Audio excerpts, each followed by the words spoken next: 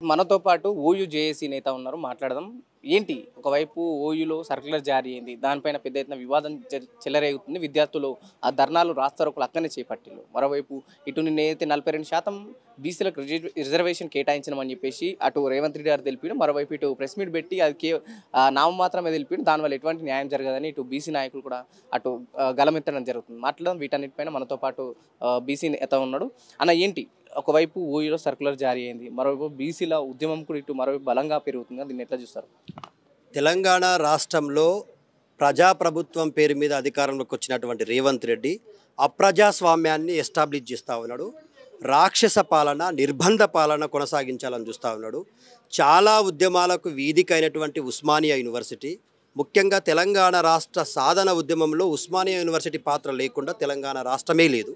అంత పెద్ద ఉద్యమంలో పాల్గొన్నటువంటి ఉస్మానియా యూనివర్సిటీ విద్యార్థులను నిర్బంధించాలని, సర్కులర్లతో ఉద్యమాలను ఆపాలనేటువంటిది పిచ్చి చేష్ట. మిస్టర్ రేవంత్ రెడ్డి గారు, మీరు అన్నారు గత ప్రభుత్వము ధర్నా చౌకును మూసేసింది, మేము అట్లా కాదు, మేము ప్రజాభవన్ని తెరిచినామన్నారు. ఇవాళ మీరు నిజంగానే ప్రజాపాలన అందిస్తే ఏదైతే మహాత్మా జ్యోతిబా పూలే ప్రజాభవన్కి వచ్చినటువంటి అంగన్వాడీ టీచర్లు, ఆశా వర్కులు ఎందుకు ధర్నాలు చేస్తూ ఉన్నారు? అక్కడే ఉన్నటువంటి ఉస్మానియా యూనివర్సిటీ, కాకతీయ యూనివర్సిటీలో పనిచేస్తున్నటువంటి గెస్ట్ లెక్చరర్లు, పార్ట్ టైం లెక్చరర్లు, కాంట్రాక్ట్ లెక్చరర్లు ధర్నాలు చేస్తూ ఉన్నారు. మొన్న డయాలసిస్ కేంద్రాలలో డయాలసిస్ సెంటర్లను నిలిపివేసినందుకు అక్కడ కూడా ధర్నాలు చేస్తూ ఉన్నారు. సో ఇంత పెద్ద ఎత్తున మీ యొక్క ప్రజాభవనే ధర్నా చౌకుగా మారింది. భావ స్వేచ్ఛ హక్కు అనేటువంటిది రాజ్యాంగం కల్పించింది. ఆర్టికల్ 19 ప్రకారం రాజ్యాంగం ఎవరైనా స్వేచ్ఛగా తమ భావాన్ని వ్యక్తపరచవచ్చు, ఏదైనా ఆర్గనైజేషన్ ఎస్టాబ్లిష్ చేసుకోవచ్చు. ఇలా అందులో భాగంగానే ఉస్మానియా యూనివర్సిటీలో ఉన్నటువంటి విద్యార్థి లోకం మొత్తం కూడా పెద్ద ఎత్తున మీ ప్రభుత్వం చేస్తున్నటువంటి నిర్బంధానికి వ్యతిరేకంగా, నిరంకుశత్వానికి వ్యతిరేకంగా మీరు ఇచ్చినటువంటి 6 గ్యారెంటీలు, 13 హామీలు అమలు చేయమని చెప్పేసి అడుగుతా ఉన్నది. ప్రతి సంవత్సరం కాదు, నేను వచ్చిన తొలి సంవత్సరమే 2 లక్షల ఉద్యోగాలు భర్తీ చేస్తా అని చెప్పినావు. ఆ 2 లక్షల ఉద్యోగాల భర్తీ అనేటువంటిది అటుకెక్కింది. ఆ 2 లక్షల ఉద్యోగాల భర్తీ గురించి మాట్లాడితే ఇవాళ నువ్వు సర్క్యులర్ విడుదల చేసి ధర్నాలు చేయొద్దు, రాస్తారోకోలు చేయొద్దు అంటా ఉన్నావు. ఓయూలో వీసా సర్క్యులర్ జారీ చేసారు. కానీ ఒకవైపు కాంగ్రెస్ నాయకులు కావచ్చు, ఎన్ఎస్సీ నాయకులు ఇది ప్రభుత్వానికి సంబంధం లేదు, కేవలం వీసీ తన సొంత నిర్ణయాలు తీసుకుని తన సొంతంగా తీసుకునే ఆ నిర్ణయాల్లో నుంచి నిర్ణయం తీసుకుని అంతే తప్ప ప్రభుత్వానికి దీనికి ఎటువంటి సంబంధం లేదని చెప్పేసి కొందరు నాయకులు చెప్తున్నారు, కాంగ్రెస్ నాయకులు. గత నెల రోజులుగా రేవంత్ రెడ్డి గారు చేస్తున్నటువంటి నిరంకుశత్వానికి వ్యతిరేకంగా ఏదైతే రాష్ట్ర ప్రభుత్వం బీసీలకు ఇచ్చినటువంటి రిజర్వేషన్ల విషయంలో అమలు చేయకపోతే మొన్న బీసీ విద్యార్థి సంఘాలన్నీ కూడా రేవంత్ రెడ్డి గారి దిష్టిబొమ్మ గాలబెట్టినాయి. అట్లాగే బీఆర్ఎస్ పార్టీకి సంబంధించినటువంటి విద్యార్థి విభాగం నాయకులు రేవంత్ రెడ్డి గారి శవయాత్ర తీసిర్రు. సో ఈ సంఘటనలన్నీ జరిగిన తర్వాత రేవంత్ రెడ్డి గారి ఆశీర్వాదంతో వీసీగా కొనసాగుతున్నటువంటి వైస్ ఛాన్సలర్ గారు ఆయన మెప్పు పొందడం కోసం, ఆయన సూచనల మేరకు, ఆయన సలహా మేరకు, ఆ ప్రభుత్వ పెద్దల గైడెన్స్ ప్రకారమే ఇవాళ ఈ సర్క్యులర్ జారీ చేశారు. ముమ్మాటికి ఇది రేవంత్ రెడ్డి ప్రభుత్వం జారీ చేసినటువంటి సర్క్యులరే. ఖచ్చితంగా ఆ ప్రభుత్వమే వీసీ గారికి సందేశం ఇచ్చి వెనక్కి తీసుకోవాలని డిమాండ్ చేస్తా ఉన్నా. బీసీలకు 42% రిజర్వేషన్ ఆమోదం తెలిపినట్టు అసెంబ్లీలో బిల్లు జారీ అయింది. సో దాని గురించి చాలామంది, కొందరు బీసీ నాయకులు సంతృప్తిగా ఉన్నారు, కొందరు బీసీ నాయకులు అసంతృప్తిగా ఉన్నారు.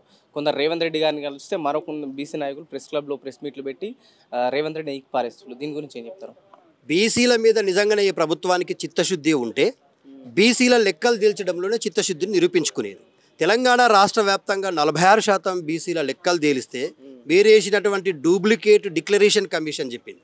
ఇవాళ రేవంత్ రెడ్డి గారు ఏదైతే మేము డిక్లరేషన్ కమిషన్ ప్రకటించినటువంటి లెక్కలు అంటా ఉన్నారో అవి డిక్లరేషన్ కమిషన్ ప్రకటించిన లెక్కలు కావు, అది జానారెడ్డి ప్రకటించినటువంటి లెక్కలని తెలంగాణ రాష్ట్రంలో ఉన్న బీసీలందరూ ముక్త కంఠంతో అడుగుతూ ఉన్నారు. అయ్యా రేవంత్ రెడ్డి, నువ్వు తెలంగాణ రాష్ట్రంలో అధికారంలోకి వచ్చిన 100 రోజుల్లోనే 42% రిజర్వేషన్లు అమలు చేస్తా అన్నావు.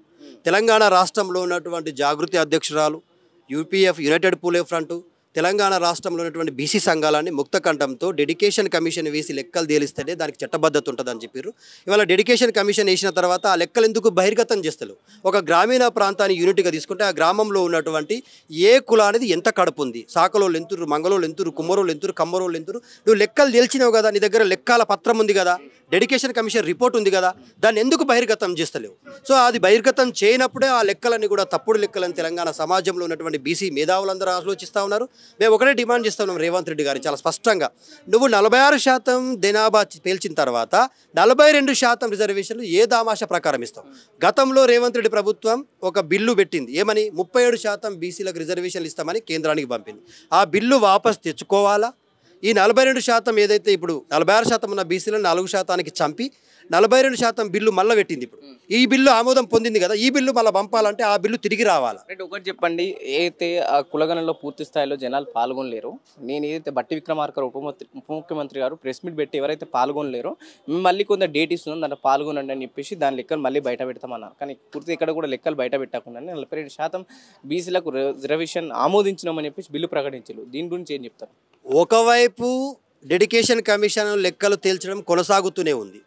ఒకవైపు 46%, 96% లెక్కలు తేలినాయి, ఇంకా 4% లెక్కలు మిస్ అయినాయి అని ప్రభుత్వమే ప్రకటిస్తుంది. మరి 4% వాళ్ళ లెక్కలు పూర్తి స్థాయిలో తీసుకోకుండానే బిల్లు పెట్టేసారు. అంటే మీరు ఈ బిల్లుకు ఏ విధంగా చట్టబద్ధత లభిస్తుంది మీరు చెప్పండి. అంటే ప్రభుత్వము 100% బిల్లు తేల్చకుండా కేవలం స్థానిక సంస్థల ఎన్నికల్లోకి వెళ్ళిపోవాలి కాబట్టి బీసీలది లెక్కలు ఊకదంపుడు లెక్కలు ప్రకటించేయాలా, వాళ్ళకు పెట్టినము అన్నట్టుగా మమా అనిపించేయాలని చెప్పేసి వాళ్ళ ప్రకటించిందే తప్ప నిజంగానే ఈ రాష్ట్ర ప్రభుత్వానికి రేవంత్ రెడ్డికు కాంగ్రెస్కు చిత్తశుద్ధి ఉంటే ఈ బిల్లుని తక్షణం ఇప్పుడు తెలంగాణ రాష్ట్రంలో బీసీలలో ఏబిసిడి వర్గీకరణ ఉంది మిత్రమా.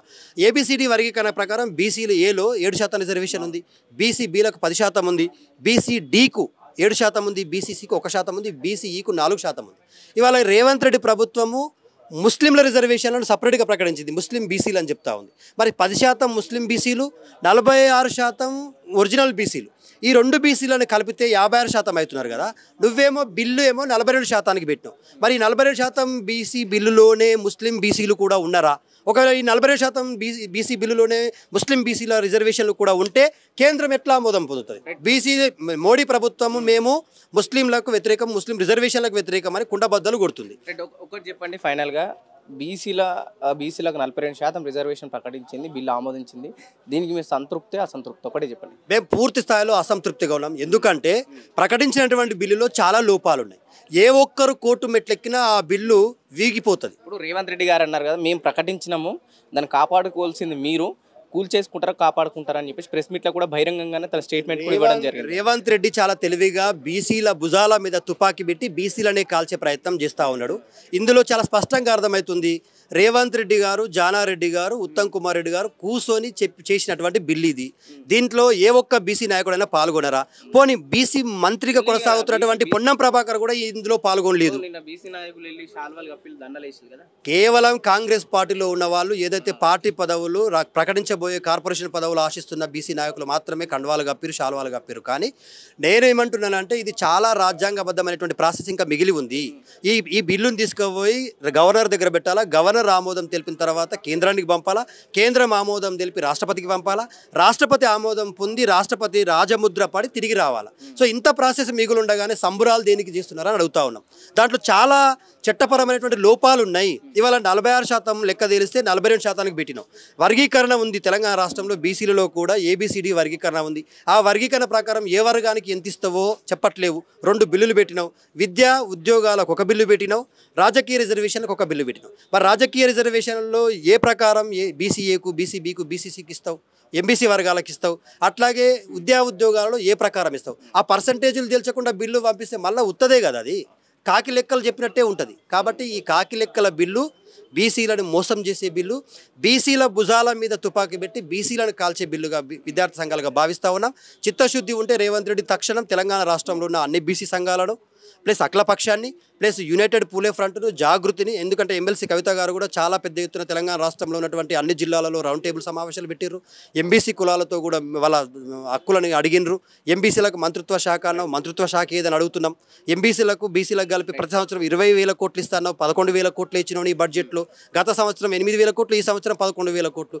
5 సంవత్సరాల్లో 1,00,000 కోట్లు ఖర్చు పెడతా బీసీలకు అన్నోడివి. మరి ఏడ మాట మీద ఉన్నావు అంటే నువ్వు ప్రతిదాడ మాట తప్పుడే ఉన్నది. 6 గ్యారెంటీలు అటుకెక్కినాయి. అందులో బీసీ మహిళలు ఉంటారు, వాళ్ళకి ఇచ్చేది లేదు. 2,500 రూపాయల కోసం మహిళలు వెయిట్ చేస్తున్నారు, స్కూటీల కోసం మహిళలు వెయిట్ చేస్తున్నారు. బంగారం అయితే ఇవ్వని చెప్పేసి కౌన్సిల్లో కవిత గారు అడిగినటువంటి దానికి కుండబద్దలు చెప్పినట్టుగా చెప్పారు. తులం బంగారం లేదు, ప్లస్ ఆ 1,00,000 రూపాయలు కూడా ఇస్తలేరు. ఇవన్నీ కూడా మోసానికి ప్రతీకగా రేవంత్ రెడ్డి ప్రభుత్వం మిగలబోతా ఉంది.